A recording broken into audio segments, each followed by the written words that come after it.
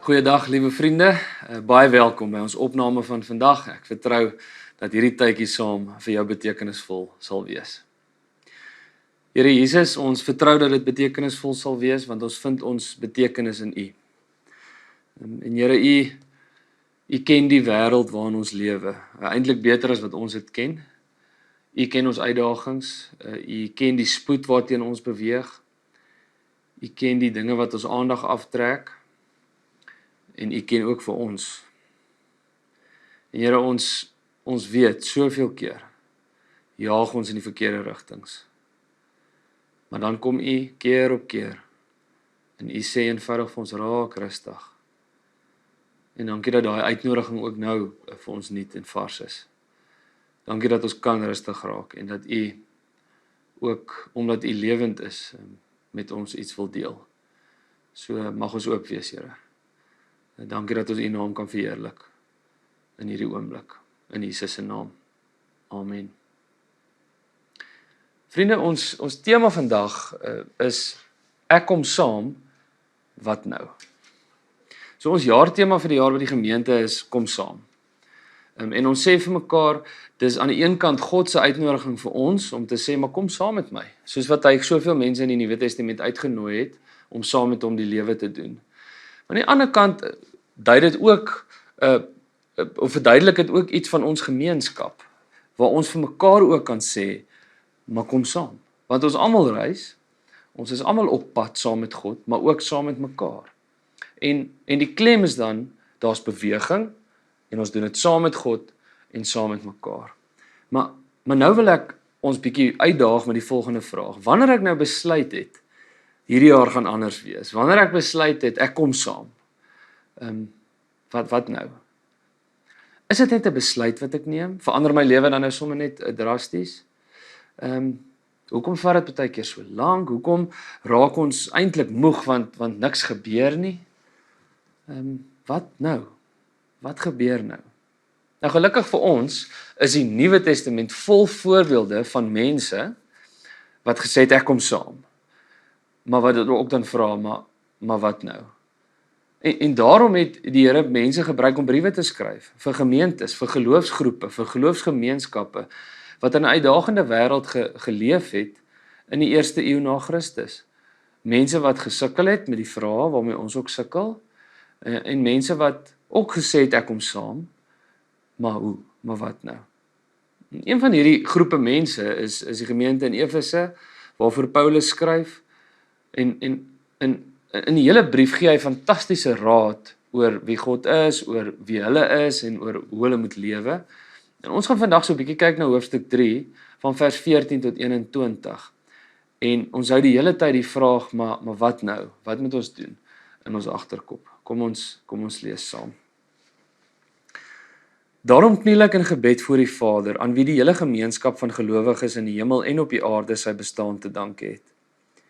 Ek bid dat hy, deur sy Gees, uit die rykdom van sy heerlikheid aan julle die krag sal gee om innerlik sterk te word, dat Christus deur die geloof in julle harte sal woon, en dat julle in die liefde gewortel en gegrondves sal wees. Mag julle in staat wees om saam met al die gelowiges te begryp hoe wyd en ver en hoog en diep die liefde van Christus strek.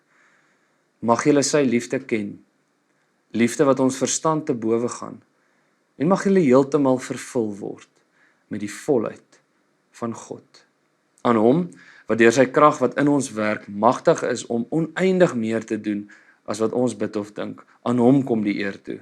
In die kerk, deur ons verbondenheid met Christus Jesus, deur al die geslagte heen, tot in alle ewigheid. Amen. Dit is die woord van die Here. Vriende, hoe leef ons wanneer ons saamkom? Paulus gee vir ons verskeie leidrade in hierdie paar verse. En van die begin af is dit so mooi dat hy sê hy kniel in gebed voor die Vader. Natuurlik die handeling van kniel wat iets sê van oorgee, wat iets sê van afhanklikheid. En dis dalk die eerste sleutel wat ons moet raak sien, wat Paulus vir ons gee.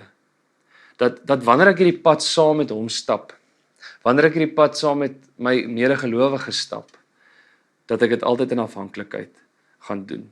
Ons het 'n paar weke gelede breedvoerig gepraat oor afhanklikheid, wat nie beteken ek sit maar net agteroor en wag nie. Dit beteken ek leef aktief mee, maar dat ek vertrou dat God se wil gaan geskied in my lewe en in die lewe en dat ek op 'n manier sal vrede vind in dit wat hy wil hê moet gebeur. Dit is wat afhanklikheid is. En Paulus begin hierdie perikoop met afhanklikheid. Hy kniel in gebed voor die Vader. En dan gaan hy 'n bietjie verder, dan sê hy nog iets oor hierdie Vader. En hy sê in die 83 vertaling, aan wie die hele gemeenskap van gelowiges in die hemel en op die aarde hulle bestaan te danke het.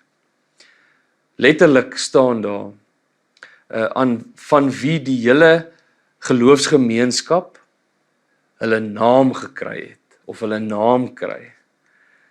En kom ons dink vir 'n oomblik saam, as jy iets 'n naam gee, as jy iets benoem, dan beteken dit mos jy aanvaar verantwoordelikheid daarvoor. So Paulus sê ons het ons naam gekry by God.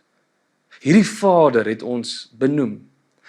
En dit impliseer dat as sy kinders, dat hy vir ons sal sorg. Dat hy vir ons sal veilig hou. Dat hy verantwoordelikheid vir ons sal neem. En dit is wat hy doen. So vanuit hierdie afhanklikheid, waaruit Paulus leef teenoor God, is daar 'n diep geborgenheid, waar hy weet, maar my diepste identiteit, is dat ek my naam by God gekry het. My diepste identiteit, is dat ek veilig is en behoort by God. En wanneer ons dit snap, dan begin ons leef met vrymoedigheid. Dan kom ons makliker saam. Dan begin ons lewe met 'n openheid. Hoekom? Want ek lewe nie meer en soek my identiteit en my veiligheid en sekuriteit by mense of dinge in die wêreld nie. Ek weet ek is veilig by God en hy ken my op my naam, want hy het my benoem. So in 'n onveilige wêreld waarin die gelowiges van die eerste eeu geleef het, hoor hulle, ons is veilig by God. Hy weet wie ek is. Is dit nie wonderlik om soveel jare later te dink ons behoort aan dieselfde God nie?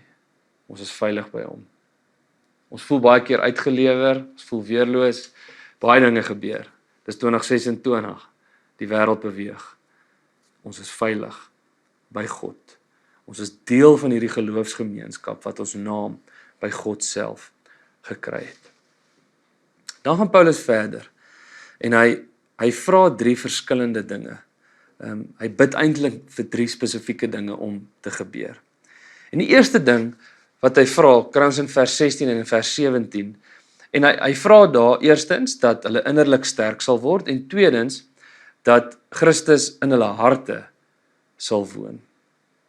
Nou wanneer ons dink aan innerlik sterk word, dan moet ons die woord innerlik raak sien. Paulus sê hierdie is nie 'n fisiese ding nie. Hierdie is nie 'n materialistiese ding nie. Dit sit nie eintlik aan ons lyf nie. Dit gaan dieper. Ons moet innerlik sterk word. Daar's iets van 'n verhouding met God wat gaan sterker word en wat gaan groei. Nou is die eerste fout wat ons baie keer maak om te sê, maar die Gees doen dit mos en dis wat die vers ook sê, want hy sê dat hy dit deur sy Gees doen. En ons sê baie keer vir mekaar, maar daar waar die Gees werk het ons niks te doen nie. En dit is so. Maar vriende, hierdie innerlik sterk word gebeur nie onder narkose nie. Hierdie innerlik sterk word beteken nie dat ek net sê, Here, ek kom saam, maar dan sit ek en hy vat my dan in die teater in en hy doen 'n paar dinge met my en as ek wakker word, dan is ek nou 'n nuwe mens nie. Nee, hierdie innerlik sterk word is 'n proses waarin ek ook 'n rol speel. En dit beteken dat ek gaan opofferings moet maak om te groei. Dit beteken dat ek dissipline gaan moet hê met my geloofsgewoontes en my geloofsdissiplines. Want ek moet myself ook beskikbaar stel vir die verandering om te gebeur. Natuurlik glo ons in die verbondsgod, wat die eerste inisiatief neem en wat die eerste tree neem na ons kant toe, definitief. Maar ons moet as die klei onsself in die pottebakker se hand plaas en hy vorm ons daarin. Dis hoe hy deur sy Gees met ons werk. Aan die ander kant vra hy dat dat Christus in hulle harte sal woon. Nou daai woord Christus beteken mos eintlik gesalfde, met ander woorde die koning. Met ander woorde, hy sê die koning moet in jou hart woon. En as ons praat van 'n koning, dan vra ons eintlik die vraag, maar wie regeer in jou hart? Is die gesalfde een, Jesus Christus, die koning van ons harte? Of sit ons eintlik op die troon en ons ken al die antwoorde? Wanneer ek sê ek kom saam, Here, dan beteken dit eintlik ek sê nee vir al my plannetjies en ek sê ja vir die koning, want hy is die een wat op die troon sit. En op die einde van die dag is sy koningskap 'n koningskap van liefde, en ons gaan dit sien in die volgende punt, 'n koningskap wat lewe gee. Wanneer ek op die troon sit, dan gebeur die teenoorgestelde met my. Paulus se tweede bede is dat hulle sal begryp en dat hulle sal leer ken. So, hier praat hy dat hulle saam met al die gelowiges begryp hoe wyd en ver en hoog en diep die liefde van Christus strek, en dan verder mag julle sy liefde ken. So begryp en ken. Begryp gaan oor kennis, en kennis is belangrik. So aan die een kant sê hy, mag julle begryp, mag daar 'n aha oomblik wees, waar ek besef en begryp, wow, hierdie liefde van God bestaan. Maar dan sê hy, net om daarvan te weet, is goed, maar nie genoeg nie. Dan moet 'n dieper leer ken ook plaasvind. Dit beteken verhouding. Dit beteken, ek stel myself oop, dat die lewende God met sy liefde my lewe oorspoel, en dat ek omvorm word in die proses. En hoe meer ek myself gee, hoe meer word ek omvorm, hoe meer verstaan en leer ken ek hom en sy liefde. Wanneer ek dit doen, dan gebeur daar 'n paar dinge in my lewe. En een van die dinge wat gebeur is dat ek self begin glo dat ek geliefd is. En dis dalk die belangrikste ding wat ons moet besef in die lewe. Dat ons eerste identiteit is dat ons geliefdes van God is. Maar aan die ander kant raak ons ook dan beter in die manier waarop ons liefhet. Ons kyk met ander oë na ander mense. En vir oomblikke kry ons dit reg om soos Jesus ook lief te wees vir ander. Vriende, 'n derde ding waarvoor Paulus bid, is dat hulle die volheid van God sal beleef. Mag hulle heeltemal vervul word met die volheid van God. Nou daai woord beteken letterlik om iets vol te maak, soos wat jy 'n emmer met water sal volmaak. En dink saam met my, as mens oor tyd in die proses meer en meer van God beleef, dan raak ons tog voller. Natuurlik besef ons en glo ons dat ons vir God ken en hy is in ons, maar hierdie volmaak beteken eintlik dat my hele lewe later oorspoel word met hom en nie met myself en my eie plannetjies nie. Dit beteken dat alle aspekte van my lewe aan hom behoort. Ek het nie 'n kerkpersoonlikheid en 'n werkpersoonlikheid en 'n speelpersoonlikheid nie. Ek het 'n identiteit as geliefde van God, en dan is ek maar soos wat ek is oral, want ek weet aan wie ek behoort, ek weet ek is veilig by hom, maar dit waarvan hy my volmaak, oorspoel dan in die wêreld in. En hier's dalk 'n moeilike vraag om so 'n bietjie oor na te dink. Is ek nog besig om te lewe in kompartemente? Is ek anders by die kerk, as by die werk, as in sosiale omstandighede, as by die huis, ensovoorts. Of beleef ons en glo ons en leef ons vanuit die realiteit dat hy ons naam ken, nie net by die kerk nie, maar ook in die regte lewe. Beleef ons dat ons vanuit daai identiteit kan lewe, maak nie saak waar ons is nie. Want juist daar moet ons leer om mooier lief te hê. Juist daar moet ons leer om verhoudings eerste te stel, ensovoort. Is daar 'n deel van my lewe wat nog aan myself behoort en nie aan God nie?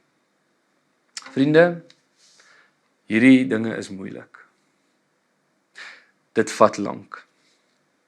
Ons leef in 'n wêreld wat vinnig beweeg en ons dink die geloofslewe moet ook vinnig beweeg. Maar eintlik vat verandering eintlik ons hele lewe. Daar's elke dag iets nuuts van God en van onsself om te ontdek. So mag ons oop wees om soos Paulus uit afhanklikheid uit hierdie dag vir dag lewe saam met God en saam met mekaar te leef. Dit wat ons hoor in hierdie teks is dat dit ons ook eintlik iets gaan kos. Ons ontvang genade verniet, maar is moeite en moeilik om 'n disipel te wees wat sê ek kom saam. Mag ons die vermoë hê. Mag God vir ons die genade skenk om dit elke dag reg te kry. Om te leef vanuit ons identiteit saam met God en saam met mekaar. Amen. Here, ons sê vir U, ons kom saam. Maar ons weet daar is nog 'n lang pad om te stap. Gee ons asseblief geduld. Maak ons afhanklik. Maar mag ons, soos wat Paulus vra, in staat wees om saam met al die gelowiges te begryp hoe wyd en ver en hoog en diep U liefde is. En Here, vervul ons met U volheid, sodat ons dit kan uitleef en kan aangee daar buite. Amen. Mag jy in staat wees om saam met al die gelowiges te begryp hoe wyd en ver en hoog en diep die liefde van Christus strek. Amen.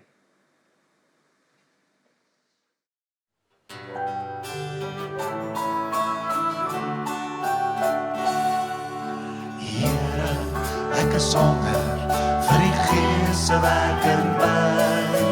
Honger vir dit wat ek net by U kan kry. Ek soek die krag en die genade, die deernis en die troos, die vreugde en die vrede wat my hart boodskap die soos. 'n vonkelom wat altyd by my bly. Ek honger na die Gees se werk in my. Here, ek is honger. Here, ek is honger vir die Gees se werk in my. Honger vir dit wat ek by U alleen kan kry. Ek soek die wonder van die gawes om my broers daarmee te dien, sodat elkeen wat U soek, my God, die heerlikheid kan sien. 'n vuurkolom wat altyd by my bly. O, ek honger na die Gees se werk in my. Vat my lewe, keer my op, kom leer my meer en meer. Gees van God, maak alles diep en skoon. Vul my lewe, maak my hart 'n plek waar ewig is. 'n plek waar U wil woon, 'n plek waar U vir altyd sal wil bly. Vat my lewe, keer my om, kom leer my meer en meer. Gees van God, maak alles nuut en skoon. Vul my lewe, maak my hart 'n plek waar ewig is. 'n plek waar U wil woon, 'n plek waar U vir altyd sal wil bly. Ek bid die Gees van God, kom werk in my. Dankie dat U bly.